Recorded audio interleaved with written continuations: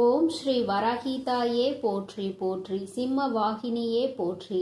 நல்லதே நினைப்போம், நல்லதே நடக்கும். சக்தி வராகியின் பிள்ளைகளுக்கு இந்த வராகி தாயின் ஆசீர்வாதம் என்றுமே முழுமையாக கிடைக்கும். இன்னும் சற்று நேரம்தான். உன்னை கண்ணீர் சிந்த வைத்தவர்கள் உன் காலடியிலே வந்து மண்டியிட போகின்றார்கள். என் தங்கமே, அவர்களுக்கான தண்டனையை கொடுக்க நான் புறப்பட்டு விட்டேன். இனி உன் வாழ்க்கையில் எல்லாம் உனக்கு நல்லதாக மட்டுமே நடக்கப் போகின்றது. இதுவரை நீ கண்ணீர் சிந்திய நாட்கள் எல்லாம் மறைந்து இனி உன் வாழ்க்கையில் மகிழ்ச்சியும் சந்தோஷமும் நிறைந்து இருக்க போகின்றது. என் தங்கமே, உன் தாயானவள் இவை அனைத்தையும் செய்து முடிப்பேன் என்ற நம்பிக்கை என் மீது இருந்தால் மட்டும் நீ இதை கேள். என் அன்பு குழந்தையே, இன்று நீ மனமுடைந்து கண்ணீர் சிந்துகின்ற நிலைக்கு இருந்து கொண்டிருக்கிறாய்.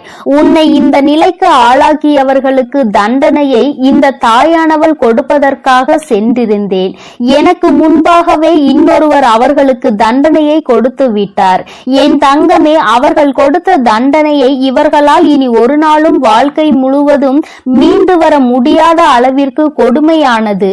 இவர்களால் இதை ஒரு நாளும் மறக்கவும் முடியாது. தான் செய்த தவறை நினைத்து நினைத்து எப்பொழுதுமே மனவேதனையில் இருந்து கொண்டே இருக்கின்ற அளவிற்கு அவர்களுக்கு சோதனைகள் வந்திருக்கின்றது.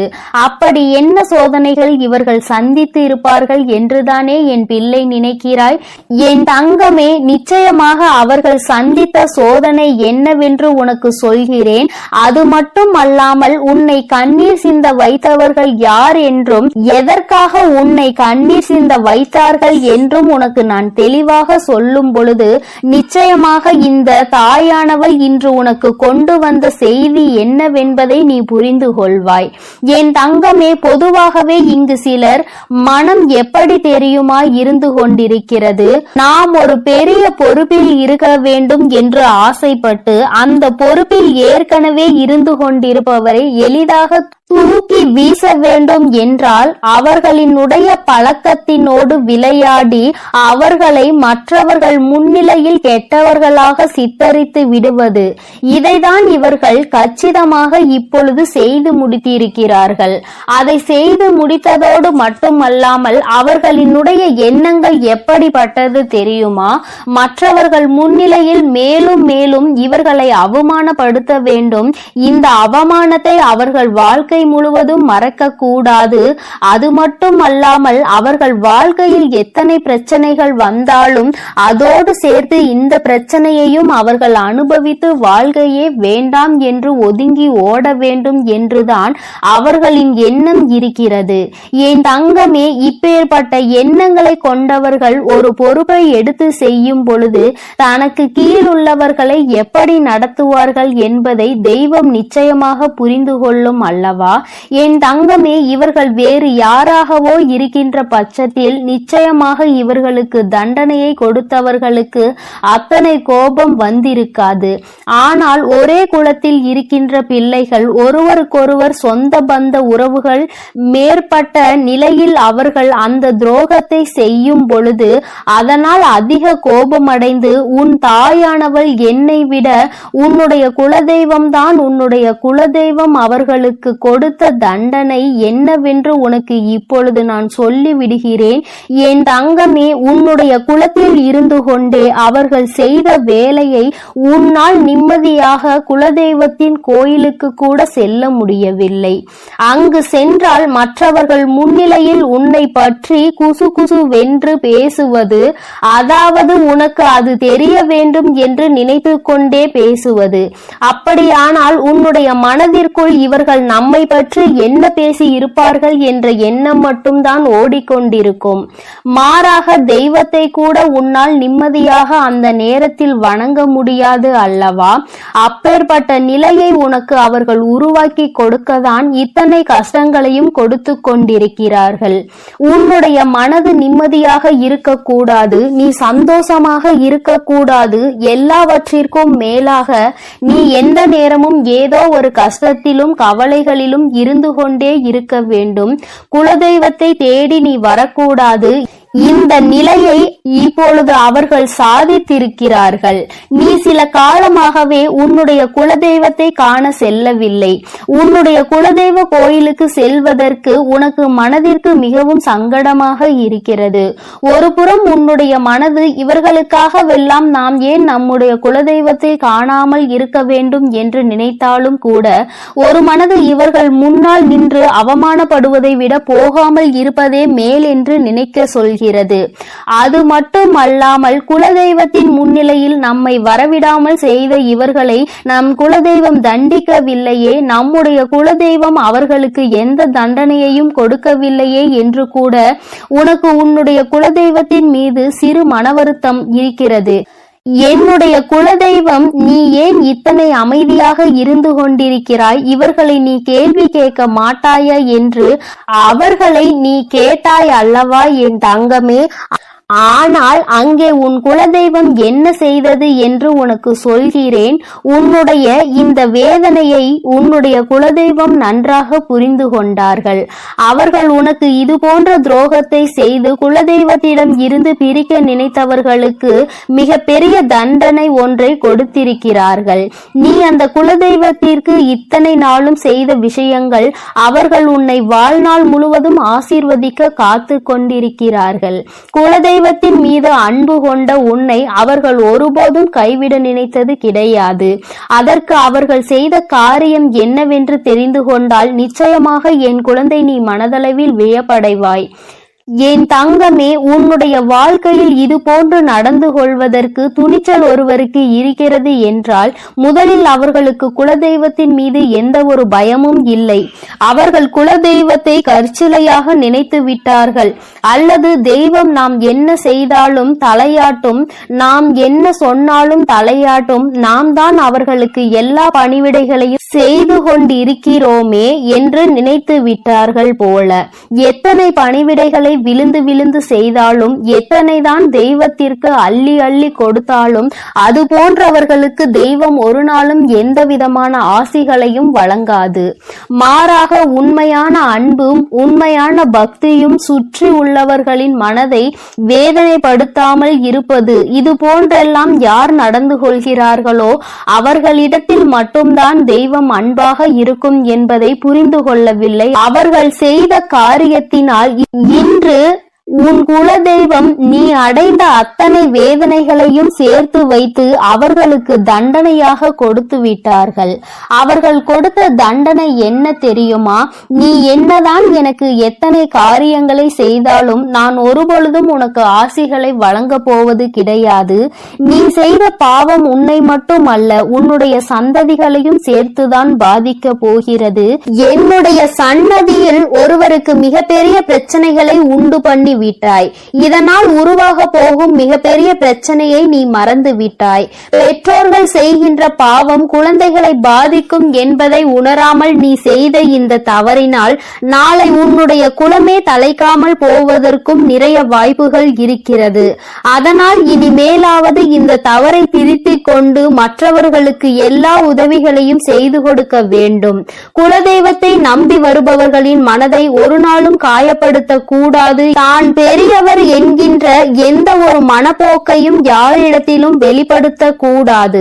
அப்படி வெளிப்படுத்துகின்ற பட்சத்தில் இனி உன் வாழ்க்கை, உன்னுடைய குடும்பம் நிச்சயமாக அனுபவிக்க போகின்ற வேதனைகளை கண்டு நீ துடிக்கத்தான் போகிறாய். யாரிடம் விளையாடுகிறோம் என்ற எண்ணம் சற்று மனதில் இருக்க வேண்டும்.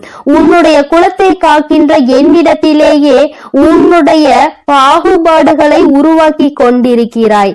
யார் பெரியவர் யார் சிறியவர் என்கின்ற பாகுபாட்டை தெய்வத்தின் முன்னாலேயே உருவாக்கி கொடுக்கின்ற தைரியம் உனக்கு இருக்கிறது என்றால் நிச்சயமாக இனி உன் வாழ்க்கை என் கையில் என்பதை மறந்துவிடக் கூடாது என்று உன்னுடைய குலதெய்வம் அவர்களுக்கு மிகப்பெரிய எச்சரிக்கையினை கொடுத்து விட்டார்கள்.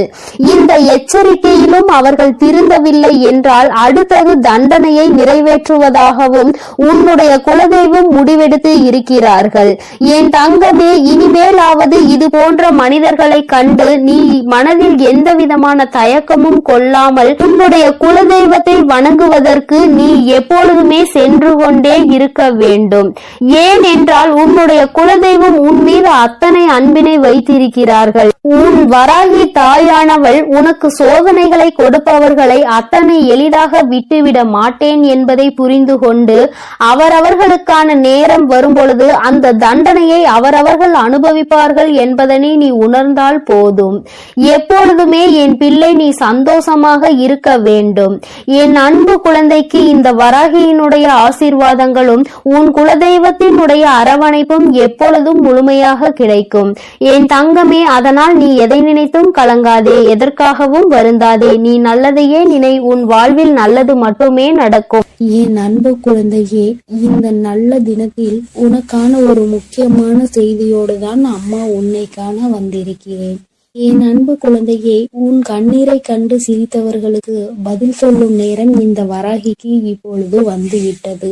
என் குழந்தையே, நான் இப்பொழுதும் உன்னுடைய குலதெய்வத்தின் வாக்கை அல்லவா சுமந்து கொண்டு வந்திருக்கிறேன். என் குழந்தையே, உன் குலதெய்வமானது உன்னை காக்கின்ற தெய்வம். உனக்கு என்ன வேண்டுமானாலும் நிறைவேற்றி தரும் தெய்வம். உன்னை ஆபத்தில் இருந்து காக்கும் தெய்வம். எந்த எதிரியானாலும் உன் குலதெய்வத்தை தாண்டிதான் உன்னை தொட முடியும். அத்தகைய குலதெய்வத்தின் வாக்கினை உன் வராகி அம்மா நான் உனக்கு தருகிறேன். என் அன்பு பிள்ளையே, இந்த தெய்வத்தின் வாக்கினை தவிர்த்து விடாதே. என் பிள்ளையே, உன்னை கண்ணீர் சிந்த வைத்தவர்கள் இன்று அங்கே அவர்கள் கண்களில் கண்ணீர் சிந்தும் நேரம் நெருங்கிவிட்டது. நீ அவர்கள் உன்னை காயப்படுத்திவிட்டு அங்கே சந்தோஷமாக இருந்து கொண்டிருக்கிறார்கள் என்று வருத்தத்தில் ஆழ்ந்திருக்கின்றாய். என் குழந்தையே, நீ உன்னுடைய வாழ்க்கையில் நீ செய்த பல புண்ணிய காரியங்களும் இன்று நிச்சயமாக உனக்கு பல பரிசுகளை, பழைய எதிர்பார்ப்புகளை பூர்த்தி செய்து தரப்போகிறது. அங்கே உன்னை கண்ணீர் சிந்த வைத்தவர்கள் வாழ்க்கையில் தாழ்ந்து கொண்டேதான் செல்கின்றார்கள். நீ எந்த தவறுமே செய்யாத சூழ்நிலையில் உன்னை அங்கே கண்ணீர் விட வைத்தவர்கள் மட்டும் தண்டனை அனுபவிக்காமல் போய்விடுவார்களா என்ன? என் தங்கமே, உன் குலதெய்வமானவள் அவர்களை நல்வழியில் திருத்தி கொண்டு வர முயற்சி செய்ய போகிறேன். அப்படியும் அவர்கள் திருந்தவில்லை என்றால் அதற்கான தண்டனையை அவர்கள் அனுபவிப்பார்கள். என் குழந்தையை அவர்கள் சீண்டி பார்த்து விட்டார்கள். இனிமேல் அதனை பார்த்துவிட்டு அவர்களுக்கு தண்டனை வழங்காமல் இருக்க மாட்டேன்.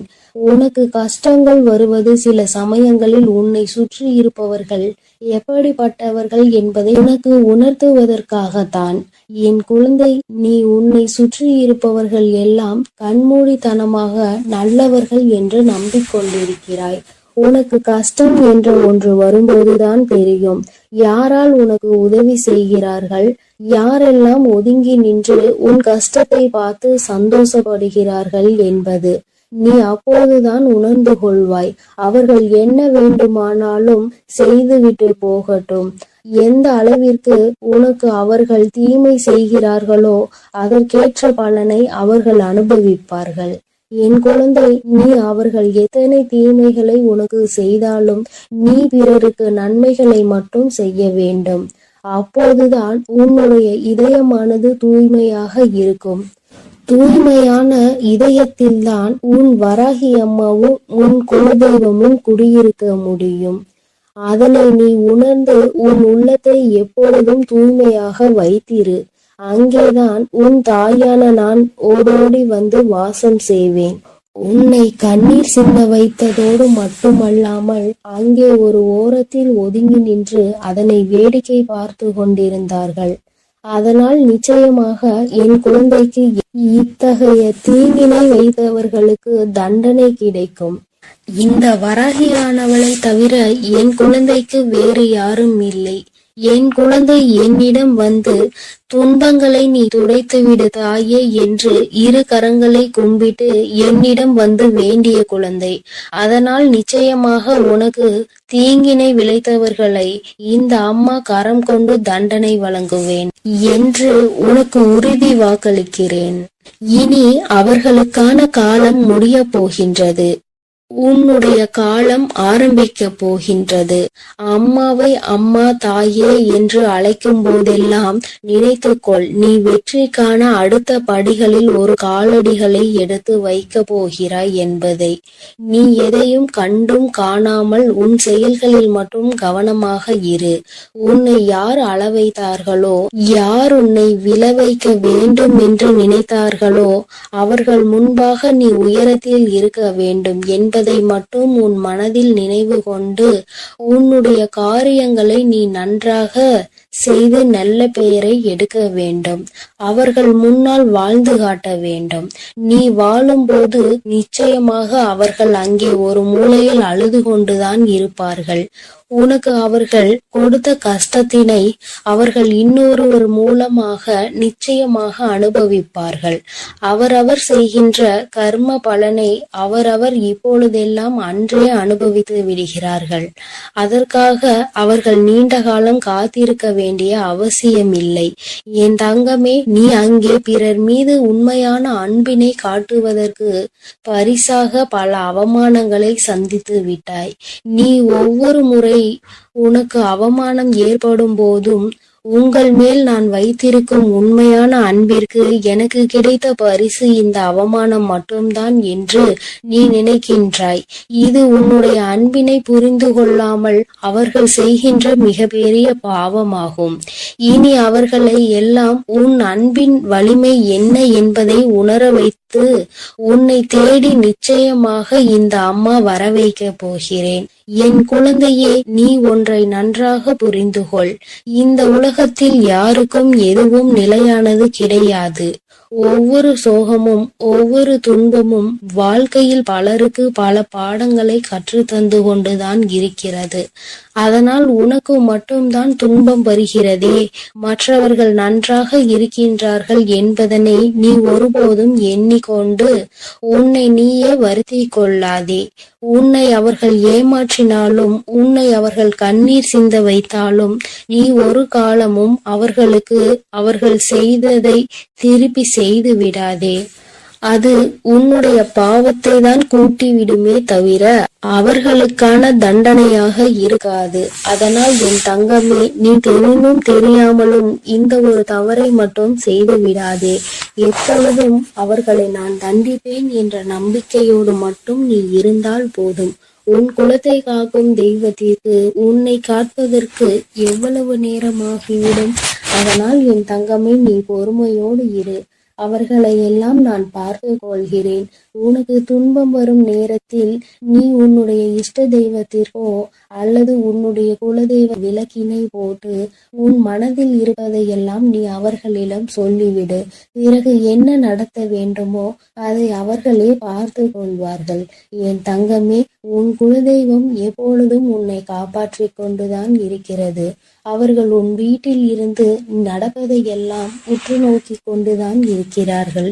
தகுந்த நேரம் வரும்பொழுது அதற்கான தண்டனையை அவர்கள் தாமதிக்காமல் வழங்கி விடுவார்கள். இந்த சுயநலமான உலகத்தில் உன்னை இப்படி தனியாக தவிக்க விட்டு விட்டார்களே என்று அவர்கள் உன்னை நினைத்து வருந்து கொண்டிருக்கிறார்கள். என் தங்கமே, அதனால் நீ தைரியத்தோடு இரு. உனக்கான வேலைகளை அவர்கள் சிறப்பாக அங்கே செய்து கொண்டிருக்கிறார்கள். உனக்கான நன்மை நிச்சயம் உன் வீடு தேடி வரும். இனி வரும் காலங்களில் எல்லாம் உனக்கான வெற்றியை மட்டுமே நீ அடைய போகிறாய். அதற்கு நீ முழு முயற்சியுடனும் உண்மையான மனதுடனும் உனது செயல்களை மட்டும் நீ செய்து கொண்டே இருந்தால் போதும் தங்கமே. நிச்சயமாக உனக்கு அதில் வெற்றியை அள்ளித்தர நாங்கள் காத்து கொண்டிருக்கிறோம். என் தங்கமே, உன்னுடைய வாழ்க்கையையும் உன்னையும் வழிநடத்தி செல்ல வேண்டியது உன்னுடைய துன்பங்களையும் சோகங்களையும் துயரங்களையும் கவலைகளையும் அழித்து உனக்கு அதை மனமகிழ்ச்சியான வாழ்க்கையாக மாற்றி தர வேண்டியதும் என்னுடைய மற்றும் உன்னுடைய குலதெய்வத்தின் கடமையாக இருக்கிறது. அதனால் அதையெல்லாம் நாங்கள் பார்த்து கொள்கிறோம். நீ எதற்காகவும் கலங்காமல் மன தைரியத்தோடும் மன பலத்தோடும் எங்களை நீ பூஜை செய்து கொண்டே இரு தங்கமே. உனக்கான எல்லாவற்றையும் உன் கரங்களில் கொண்டு வந்து நாங்களே கொடுத்து விடுகிறோம். என் தங்கமே, நல்ல எண்ணங்களை மட்டும் எப்பொழுதும் உன் மனதிற்குள் வைத்துக்கொள். அதுதான் உனக்கு நல்லதை நடத்தி கொடுக்கும். ஏனென்றால் எண்ணம் போல்தான் வாழ்க்கை அமையும். அதனால் உன்னுடைய எண்ணங்களை எப்பொழுதும் தூய்மையாக நீ வைத்துக் கொள்ள வேண்டும். என் தங்க பிள்ளையே, உனக்கு துரோகத்தை செய்தவர்களை நினைத்து நீ மனம் வருந்தி கொண்டிருக்கின்றாய் அல்லவா? என் தங்கமே, உன்னுடைய வாழ்க்கையில் உனக்கு துரோகங்களை செய்தவர்களை பற்றி நீ சொல்லும் பொழுதெல்லாம் உன் அம்மா எனக்கே இங்கு கண்களில் கண்ணீர் ததும்பியது என்றால் அவர்கள் எப்படிப்பட்ட துரோகத்தை உனக்கு செய்திருக்கிறார்கள் என்பதை என்னால் புரிந்து கொள்ள முடிகிறது. என் தங்கமே, துரோகத்தை செய்ததோடு மட்டும் அல்லாமல் இன்னமும் அவர்கள் உன்னை பற்றி மற்றவர்களிடத்தில் பேசிக்கொண்டுதான் இருக்கிறார்கள். நீதான் எந்த பிரச்சனையும் வேண்டாம் என்று ஒதுங்கி நின்று கொண்டிருக்கின்றாயே தவிர அவர்கள் இன்னமும் ஒருவரிடத்தில் உன்னை பற்றிய வதந்திகளை பரப்பி கொண்டுதான் இருக்கின்றார்கள் என்பதுதான் நீ அறிந்திராத உண்மை. நீ என்ன நினைக்கின்றாய் தெரியுமா? நாம் எப்படி இருக்கின்றோமோ அது போலதான் அவர்கள் இருந்து கொண்டிருக்கிறார்கள் என்று நீ நினைத்து கொண்டிருக்கின்றாய். ஆனால் உண்மை என்னவென்றால் அவர்கள் மட்டும் அல்ல, அவர்கள் உடன் பிறந்தவர்களும் இந்த வேலையை தான் செய்து கொண்டிருக்கின்றார்கள். மற்றவர்களிடத்தில் சென்று தேவையில்லாத விஷயங்களை பற்றி பேசிக்கொண்டு தேவையில்லாத விஷயங்களில் தலையிட்டு கொண்டும் இருக்கிறார்கள். என் தங்கமே, இந்த துரோகங்களை செய்தவர்களுக்கு தெய்வம் என்ன தண்டனை கொடுக்க போகிறது என்று நீ அதை எதிர்நோக்கி நின்று கொண்டிருக்கின்றாய் அல்லவா? தெய்வம் இவர்களை இப்படியே விட்டு விடுமோ என்று கூட என் குழந்தை மனதில் சந்தேகம் வந்துவிட்டது அல்லவா? என் தங்கமே, உன்னுடைய சந்தேகங்களுக்கு எல்லாம் பதில் தர வேண்டிய கட்டாயம் இப்பொழுது வந்துவிட்டது. உன் அம்மா அதற்கு முன்பாக அவர்களுக்கு தண்டனை கிடைத்து விட்டது என்ற சந்தோஷமான செய்தியை சொல்வதற்காக தான் இன்று உன் தாயானவள் ஓடோடி வந்திருக்கின்றேன். இந்த வராகி எப்பேற்பட்டவள் என்பது உனக்கு நன்கு அறிந்த விஷயம்தானே. உன்னுடைய தாயானவள் அத்தனை சுலபமாக யாரையும் மன்னித்து விட மாட்டாள் என்பதை என் பிள்ளை நீ நன்கு அறிந்த விஷயம்தானே. என் தங்கமே, உன்னுடைய வாழ்க்கையில் இத்தனை துரோகங்களையும் செய்துவிட்டு ஒன்றும் தெரியாதது போல இருந்து விட்டால் உன்னுடைய தாயானவள் நான் விட்டு விடுவேனா என்ன? ஆனால் அதற்கு முன்பாக உன் மீது என்னை விட அதிக அக்கறை கொண்ட உன்னுடைய குலதெய்வம் இதையெல்லாம் பார்த்து கொண்டு அப்படியே இருந்து விடுவார்களா என்ன? என் தங்கமே, உன்னுடைய குலதெய்வம் இன்று அவர்களுக்கான தண்டனையை வழங்கி இருக்கிறார்கள். குழந்தையே, அவர்களுக்கு கொடுத்த தண்டனை என்னவென்று கேட்டால் நிச்சயமாக என் குழந்தை நீ மகிழவும் செய்வாய். அதே நேரத்தில் உன்னுடைய நல்ல மனதிற்கு நீ வருத்தப்படவும் செய்வாய். ஏனென்றால் என் குழந்தையே, தனக்கு துரோகத்தையே செய்தவர்களுக்கு கூட நல்லதை மட்டுமே செய்ய வேண்டும் என்று நினைக்கின்ற எண்ணம் கொண்ட குழந்தை அல்லவா நீ? என் தங்கமே, உன்னுடைய எண்ணங்களினால் தான் நீ இன்னமும் இந்த வராகியின் முன்னால் நின்று கொண்டிருக்கிறாய் என்பதை இந்த நேரத்தில் நான் உனக்கு நினைவுபடுத்துகின்றேன். அதனால் உன்னுடைய இந்த நல்ல குணத்தில் இருந்து ஒரு நாளும் நீ மாறிவிடாதே. உன்னுடைய எண்ணங்கள் எப்பொழுதுமே உன்னை சுற்றி தெளிவாக இருக்க வேண்டும் என்பதை நீ புரிந்து கொள்ள வேண்டும். என் தங்கமே, ஒவ்வொரு நாளும் உன்னுடைய வாழ்க்கையில் நீ பட்ட அத்தனை அவமானங்களையும் உனக்கு தேடி கொடுத்தவர்களை இந்த தாயானவள் ஒரு கை பார்த்துவிடலாம் என்று புறப்பட்ட பொழுதுதான் நான் அங்கு நடந்த அனைத்தையும் தெரிந்து கொண்டேன். நான் தெரிந்து கொண்ட விஷயம் என்ன தெரியுமா? உன்னுடைய குலதெய்வம் அவர்களை சந்திக்க சென்றிருக்கிறார்கள் என்பதுதான்.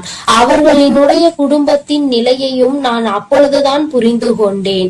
எல்லோருமே ஏதோ ஒரு வாழ்க்கையை வாழ்ந்து கொண்டிருக்கின்றார்களே தவிர யாருக்குமே மனதில் நிம்மதி இல்லை. அதற்கு காரணம் என்னவென்று நானும் ஆராய்ந்து பார்த்தேன். நாம் அல்லவா அவர்களுக்கு தண்டனையை கொடுக்க வேண்டும் என்று புறப்பட்டு வந்தோம். இங்கே வந்து பார்த்தால் அவர்கள் ஏற்கனவே ஏற்கனவே தண்டனையை பெற்று வாழ்க்கையில் நல்ல நிலையில் இல்லாமல் வேதனைப்பட்டு கொண்டிருக்கிறார்களே என்று எனக்கு தோன்றியது. உடனே இது யாரால் கொடுக்கப்பட்டது, எதனால் நடந்தது என்று நான் தெரிய முயற்சி செய்யும் பொழுதுதான் உன்னுடைய குலதெய்வத்தினை நான் எதிரில் கண்டேன். அவர்கள் என்னிடம் சொன்ன அந்த விஷயங்களை தான் நான் இப்பொழுது உன்னிடம் சொல்லிக் கொண்டு இருக்கின்றேன். என் தங்கமே, இப்பொழுது அவர்கள் சொன்ன விஷயத்தை நான் உனக்கு சொல்கிறேன், கவனமாக கேள். அவர்கள் மனவேதனை அடைந்து இதனை என்னிடத்தில் பகிர்ந்து கொண்டார்கள். என்னிடத்தில் அவர்கள் சொன்ன விஷயத்தை நான் உன்னிடத்தில் அப்படியே சொல்லி விடுகின்றேன். இந்த வராகி ஒரு நாளும் தேவையில்லாத எந்த விஷயங்களையும் உன்னிடத்தில் சொல்ல மாட்டாள் என்று நம்பினால் மட்டும் என் பிள்ளையே, நீ இதனை முழுமையாக கேட்க வேண்டும். அப்பொழுதுதான் இந்த வார்த்தைகளினுடைய அர்த்தங்களும் உணர்வுகளும் உன்னை வந்து சேரும் என்பதை நீ மறந்து விடாதே. என் தங்கமே, உன் குலதெய்வம் என்னிடத்தில் சொன்ன வார்த்தைகள் என்ன தெரியுமா? அவர்கள் உனக்கு ஏற்பட்ட துரோகங்களை கண்டு கொண்டிருந்தார்களாம்.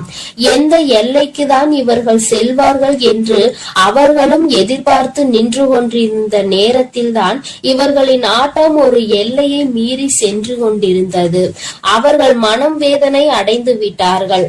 மனவேதனையின் உச்சம் அவர்களை தண்டித்து விட வேண்டும் என்கின்ற அளவிற்கு கோபம் வந்து விட்டது. ஒருவராக இருந்தால் பரவாயில்லை, ஒட்டுமொத்த குடும்பத்தோடு சேர்ந்து ஒரே ஒருவருக்கு துரோகத்தை செய்து அவரை பழிவாங்க வேண்டும் என்று நினைப்பது எத்தனை பெரிய தவறு. அது அவர்களினுடைய பிள்ளை, என்னுடைய பிள்ளை வாழ்க்கையில் ஒரு நாளும் யாருக்கும் எந்த துரோகத்தையும் செய்ய நினைக்காத பிள்ளை தன்னிடத்தில் வேண்டும் என்று யாரேனும் கையேந்தி விட்டால் தனக்கு இல்லை என்றாலும் கூட எடுத்து கொடுத்து விட்டு செல்லக்கூடிய பிள்ளை. அப்பேற்பட்ட ஒரு பிள்ளைக்கு இவர்கள் காலம் காலமாக ஓடி ஓடி செய்து கொண்டிருக்கின்ற துரோகங்களை கண்டு இந்த அம்மாவின் மனம் பதைத்து விட்டது என்று உன்னுடைய குலதெய்வம் என்னிடத்தில் சொன்னார்கள். உன்னுடைய துரோகிகளினுடைய மனதில் அந்த எண்ணங்கள் அடங்குவதாக தெரியவில்லை. அதனால் உடனடியாக இவர்களுக்கு தண்டனையை கொடுத்துவிட வேண்டும் என்று முடிவு செய்து அவர்கள் கொடுத்த தண்டனை என்ன தெரியுமா?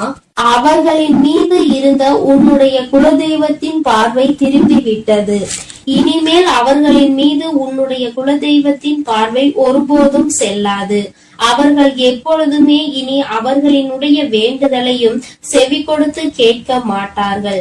அவர்கள் குடும்பத்தில் எந்த ஒரு விஷயங்களுக்கும் இவர்கள் சென்று நிற்கவும் மாட்டார்கள். அவர்களுக்கு இவர்கள் ஒரு நாளும் எந்த விதமான ஆசைகளையும் எந்த விதமான வேண்டுதல்களையும் நிறைவேற்றி தர மாட்டார்கள். என் தங்கமே, இவர்கள் எந்த விதமான ஆசீர்வாதங்களையும் அவர்களுக்கு வழங்கவும் மாட்டார்கள். இப்பேற்பட்ட ஒரு தண்டனையை அவர்கள் கொடுத்துவிருக்கிறார்கள். அதாவது அவர்களுக்கு தெரியாத ஒரு விஷயம், கோவிலுக்கு வருவார்கள், தெய்வத்தை வணங்குவார்கள், செல்வார்கள். ஆனால் தெய்வத்தினுடைய அருளும் அன்பும் அவர்களுக்கு கிடைக்கவில்லை என்பதை அவர்கள் ஒரு நாளும் உணரப் போவதில்லை. வெறும் வார்த்தையாக மட்டும்தான் தெய்வத்தை வணங்கி கொண்டிருக்கிறார்கள். உன் குலதெய்வத்தினுடைய அன்பினை இனி ஒரு நாளும் அவர்கள் பெற்றுவிட முடியாது. எந்த ஒரு சூழ்நிலையிலும் ஒரு குலத்தினை காக்கின்ற தெய்வத்தின் முன்னால் சண்டையிடக் கூடாது என்று தெரியாத இந்த பிள்ளைகள் வாழ்க்கையில் இனி நான் எந்த விஷயத்தையும் செய்து கொடுக்க போவது கிடையாது என்று உன்னுடைய குலதெய்வம் மனவேதனைப்பட்டார்கள். இப்படிப்பட்ட தண்டனையை அவர்களுக்கு கொடுத்து விட்ட பிறகு இனிமேலும் இவர்கள் வாழ்க்கையில் அனுபவிப்பதற்கு என்று வேறு எதுவும் இல்லை. என் தங்கமே, அதனால் உன்னுடைய குலதெய்வம் கொடுத்த தண்டனையை அதிகம் என்பதை நீ புரிந்து கொண்டு உன் அம்மா நான் திரும்பி வந்து விட்டேன். என் தங்கமே, அவர்கள் வாழ்க்கையில் ஒவ்வொரு விதமான கஷ்டங்களையும் அனுபவிக்கிறார்கள். ஒவ்வொரு விதமான சூழ்நிலைகளும் அவர்களை காயப்படுத்தி கஷ்டப்படுத்தி கொண்டுதான் இருக்கிறது. ஆனால் அவர்கள் எதையுமே வெளியில் சொல்வதில்லை. அப்படியே மறைத்து வைத்து வெளியில் சொன்னால் எங்கே நாம் செய்த தவறினால் நமக்கு கடவுள் கொடுத்த தண்டனை என்று சொல்லி விடுவார்களோ என்று நினைத்து சொல்லாமல் இருக்கிறார்கள். மாறாக அவர்கள் ஏன் என்றால் மற்றவர்களை பார்த்து இதே வார்த்தையை சொல்லி இருக்கிறார்கள் அல்லவா. ஒருவருக்கு ஏதேனும் பிரச்சனைகள் வந்து விட்டால் தெய்வம் தண்டனை கொடுத்து விட்டது என்கின்ற வார்த்தையை எளிதாக பிரயோகித்தார்கள். இன்று அதே வார்த்தை நம் பக்கம் திரும்பும் என்ற பயம் அவர்களுக்கு இருக்கிறது. என் பிள்ளையே, ஒரு விஷயத்தை தெளிவாக புரிந்து கொள்ள வேண்டும். தெய்வம் ஒரு நாளும் தன்னுடைய குழந்தைகளை தண்டிக்காது. அவர்களுக்கு திருந்துவதற்கான வாய்ப்புகளை தான் கொடுப்பார்கள். அதையும் மீறி ஒரு குழந்தைக்கு தெய்வத்திடம் இருந்து தண்டனை கிடைக்கிறது என்றால் அவர்கள் வாழ்வதற்கே தகுதியற்றவர்கள் என்பதை புரிந்து கொள்ள வேண்டும். என் தங்கமே, உனக்கு துரோகத்தை கொடுத்தவர்களுக்கு இத்தனை பெரிய தண்டனை கொடுத்தது உனக்கும் கூட கஷ்டமாக இருக்கலாம். ஆனால் இனி எதுவுமே செய்ய முடியாது. வாய்ப்புகள் கொடுக்கப்பட்டதை பயன்படுத்தாமல் அதை அப்படியே விட்டு விட்டார்கள். இனிமேல் அவர்கள் வாழ்க்கைக்கான பொறுப்பினை அவர்கள்தான் ஏற்றுக்கொள்ள வேண்டும். இனி எதற்குமே தெய்வம் அவர்கள் பக்கம் நின்று அவர்களுக்காக ஒரு நாளும் எந்த ஒரு விஷயத்திற்காகவும் அவர்கள் வாதாட மாட்டார்கள். என் குழந்தையே, நீ மன நிறைவோடு உன்னுடைய குலதெய்வத்தை நீ தைரியமாக வணங்கு. யாரும் உன்னை எதிர்த்து எந்த கேள்வியும் கேட்க முடியாது என்பதை புரிந்து கொள். என் தங்கமே, இன்று இருக்கின்ற சூழ்நிலையில் எப்பொழுதும் உன்னுடைய குலதெய்வம் உன்னோடு நின்று உனக்கு உறுதுணையாக நிற்பார்கள் என்பதை மட்டும் மனதில் வைத்துக் கொண்டு என் பிள்ளை, நீ சந்தோஷமாக உன் வாழ்க்கையை வாழ தொடங்கு. என் அன்பு பிள்ளைக்கு இந்த வராகியினுடைய ஆசீர்வாதங்களும் உன் குலதெய்வத்தினுடைய அன்பும் அருளும் எப்பொழுதும் முழுமையாக கிடைத்து கொண்டே இருக்கும். என் தங்கமே, அதனால் நீ எதற்காகவும் கலங்காதே, எதை நினைத்தும் வருந்தாதே. நீ நல்லதையே நினைத்தால் உன் வாழ்வில் என் அன்பு குழந்தைக்கு இந்த ஆதிபரா சக்தியின் அன்பும் ஆசீர்வாதமும் முழுவதுமாக கிடைக்கும். ஓம் சக்தி, ஓம் ஆதிபரா சக்தி.